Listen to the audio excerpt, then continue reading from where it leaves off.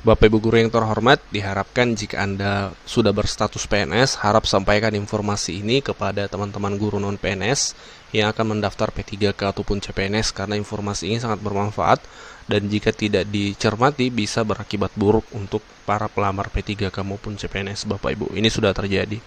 Jadi informasi penting ini terkait KTP, kemudian berkas-berkas lain yang wajib untuk dipersiapkan ketika mendaftar P3K Bapak Ibu. Di tahun 2020 kemarin Bapak Ibu, ini banyak kasus kami tampilkan. Ini dari berbagai berita online. Cuma bawa scan KTP, peserta CPNS Pali asal Muba ini gagal ikut tes, ngaku kelupaan. Jadi dia tidak bawa KTP asli, yang dia bawa hanya scan KTP Bapak Ibu. Sehingga akibatnya fatalnya adalah tidak bisa ikut tes CPNS. Dan kasus lain sama, serupa. Peserta CPNS yang tidak bawa KTP dan kartu peserta dilarang masuk ruangan.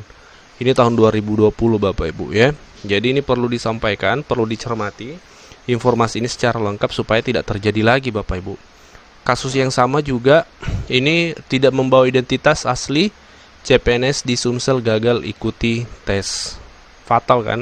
Padahal tentu sudah ada persiapan, sudah belajar jauh-jauh hari, tapi karena KTP-nya tidak dibawa pada saat tes dan bisa jadi dan berkas-berkas lain yang diperlukan sehingga gagal ikut tes Bapak Ibu. Nah, kita akan membahas di video ini dua topik. Yang pertama adalah bagaimana jika KTP hilang atau tidak ada. Kemudian, berkas apa yang harus dibawa saat ujian. Ini perlu untuk dipahami oleh semua pelamar CPNS maupun P3K agar jangan sampai terjadi lagi kasus-kasus serupa yang kami sampaikan tadi Bapak Ibu ya. Oke, yang pertama adalah bagaimana jika KTP hilang ya. Misalnya sebelum tes KTP hilang atau ada bermasalah KTP-nya seperti itu. Maka solusinya ini kami kutip dari salah satu website resmi pemerintah kabupaten. Ini tahun 2020 kemarin Bapak Ibu ya. Untuk lebih lengkap Bapak Ibu nanti bisa bertanya langsung ke BKD setempat seperti itu. Ini kami ambilkan satu contoh dari BKD Karawang, Kabupaten Karawang ya.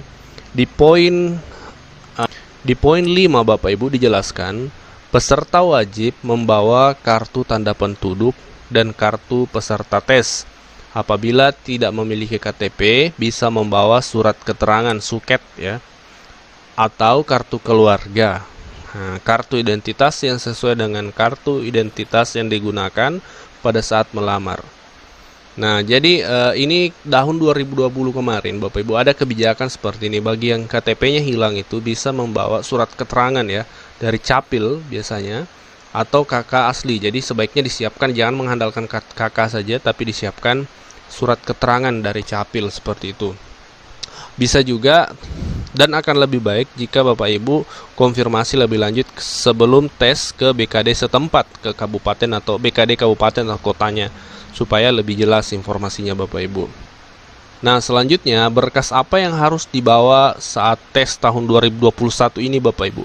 Ini kami ambil langsung dari kartu tes ya, atau informasi yang valid terkait berkas yang harus dibawa sebelum tes. Nah, yang pertama adalah kartu peserta ujian CSN. Jadi kartu peserta ini wajib. Ini bisa di-download di CSN. Bapak Ibu P3K ataupun CPNS tentu sudah paham. Kemudian yang kedua adalah wajib membawa kartu atau bukti identitas diri aslinya Bapak Ibu. KTP yang dibawa ini harus asli, jangan yang scan atau fotokopi. Karena kasusnya pasti akan sama dengan tahun sebelumnya yang kami tampilkan tadi, karena bawa scan KTP akhirnya ditolak untuk masuk ruangan tes seperti itu. Kemudian yang ketiga adalah kemudian yang ketiga adalah peserta wajib mengisi dan membawa bukti deklarasi sehat yang terdapat pada halaman resume CSN. Jadi Bapak Ibu ketika nanti akses CSN-nya selain kartu ujian, kartu peserta itu bisa ada juga tombol untuk mendownload bukti deklarasi sehat Bapak Ibu. Ini pertama kali karena memang saat ini kita masih dalam suasana pandemi sehingga ada bukti deklarasi sehat. Ini tinggal di-download saja Bapak Ibu. Kemudian selanjutnya adalah peserta wajib mengenakan masker 3 lapis Bapak Ibu. Ini perlu dipahami, masker 3 lapis ditambah masker kain di bagian luar. Jadi total 4 lapis masker yang harus dipakai saat ujian CPNS maupun P3K. Jadi ini harus disiapkan. Kemudian peserta wajib mematuhi peraturan yang berlaku pada saat ujian. Dan yang terakhir, ini tidak tercantum dalam kartu tes Bapak Ibu atau kartu peserta, tapi ini harus disiapkan, yaitu hasil swab tes COVID yang menyatakan negatif atau non-reaktif. Jadi ini diambil di fasilitas kesehatan setempat, bisa di rumah sakit atau di tempat-tempat yang menyediakan swab tes baik itu PCR maupun antigen. Kalau antigen itu 1 kali 24 jam, kalau yang PCR 2 kali 24 jam. Tapi kalau PCR itu sepertinya agak mahal Bapak Ibu. Jadi mungkin kebanyakan menggunakan antigen saja, itu bisa juga 1 kali 24 jam. Jadi misalnya Bapak Ibu besok tes, maka 1 hari sebelumnya Anda wajib tes swab tes ini untuk keperluan tes besoknya, seperti itu. Jadi Bapak Ibu, kami simpulkan, jangan sampai Bapak Ibu berita-berita yang kami tampilkan ini terjadi lagi di tahun ini karena tidak bawa KTP, kemudian berkas-berkas lain yang diperlukan sehingga Bapak Ibu gagal untuk tes.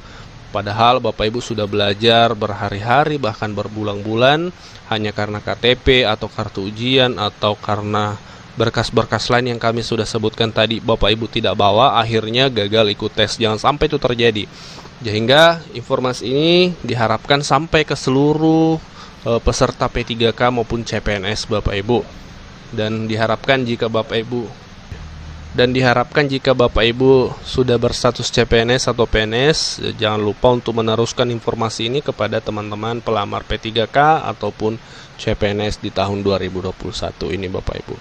Baik, wabillahi taufiq wal hidayah. Wassalamualaikum warahmatullahi wabarakatuh.